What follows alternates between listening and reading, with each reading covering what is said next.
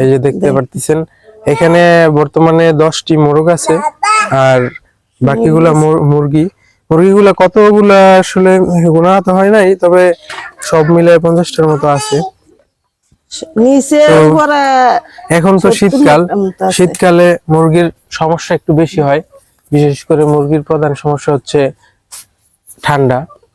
ঠান্ডা সর্দি হচ্ছে মুরগির প্রধান সমস্যা। তো মুরগিকে সুস্থ রাখতে হলে নিয়মিত পরিচর্যাই প্রধান। যেমন সকালে ঠান্ডা পানি যদি আপনি দেন তাহলে ঠান্ডা লাগার প্রবণতা বেশি থাকে, আর মুরগিকে অবশ্যই কুসুম গরম পানি দিতে হবে সকালে, আর প্রতিনিয়ত শুকনা খাবার দিতে হবে, এবং মুরগির যাতে পায়খানা জমে গিয়ে অ্যামোনিয়া গ্যাস না হয় সে ব্যাপারে খেয়াল রাখতে হবে। আর খাবারের পাত্র পরিষ্কার পরিচ্ছন্ন রাখতে হবে।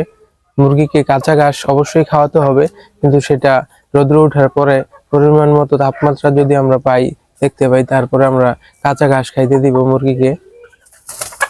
একটা মোরগ দেখছেন বেঁধে রাখছি, এই মোরগটা আমরা বাজার থেকে কিনে আনছি, গলাশিলা মোরগ সংগ্রহের জন্য আমি বাজারে গিয়ে বাজার থেকে এই মোরগটা কিনে আনি, এবং আমাদের শখের গলাশিলা মোরগটি দেখতে পাচ্ছেন, এটা বয়সে সবার বড় এখানে, এজন্য এটা সব অন্যান্য যে বাচ্চা মোরগ আছে তাদেরকে